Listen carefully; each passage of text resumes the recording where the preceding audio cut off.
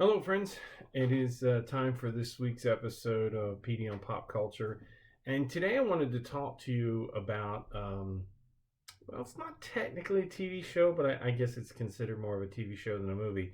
Um, it's available on Netflix and started out actually on YouTube. And if you've been following it, it just finished. Well, they just put out their third season. They put out the whole season on January 1st. By the way, Happy New Year. Put out their whole season on January 1st. And of course, my son and I had to binge watch the entirety of season 3 of Cobra Kai in one day. So if you have not seen Cobra Kai, you might be familiar with the name. The name was the name of the bad guys dojo from the Karate Kid movies back in the 80s. This is basically the story of Daniel LaRusso and uh, oh gosh, now his name just escaped me. Johnny Lawrence from Cobra Kai, who and where they end up as grown-ups, and how what happened in their youth affects them as adults.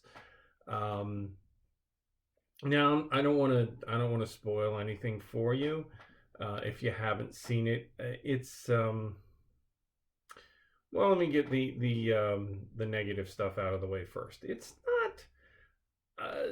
not a Christian show by any stretch of the imagination. It is, of course, there's bits of violence, there's some language, some sexuality and drinking, and it's not a purely wholesome G-rated type of thing. It is definitely for mature audiences, or like with me, my son's 10, and so we watch it together, and I debrief anything that's troubling with him, which I always advise parents do that. Don't just let your kids watch R-rated films. If you're going to let them watch it, be there with them, watch it with them, talk to them about it, so that those things don't get undone, which really um, leads me to some of the stuff I wanted to talk about in this series. Now, I read an article, was in the Christian Post, and I encourage you to go read that article if you like, which specifically talked about the first two seasons of Cobra Kai. So the article didn't cover season 3, which, like I said, just came out.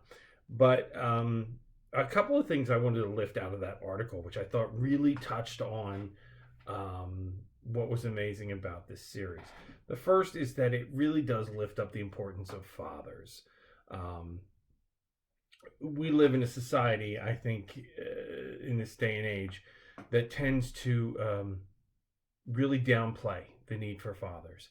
And this show doesn't do that at all. This show actually shows um, a couple of different cases where absentee fathers or fathers missing from the picture really affect how the young men and the young women in this series grow up, and then how that's fixed, how they get to a point where they become better people because of the influence of a father figure.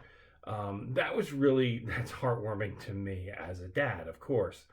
One of the other things is that it touches on is the idea that strength is important. That masculinity is not necessarily toxic. Okay, we talk about that. There's a lot of that toxic masculinity talk in the country today, but this series really says no. Strength is important. You need protectors. You need people who are willing to stand in the gap. We can't all be not strong. We can't all be weak and let others lead. That some people have to lead. Some people have to be strong. Some people have to take control and do things. And that really comes through here. But the one I really, really, really wanted to touch on was this.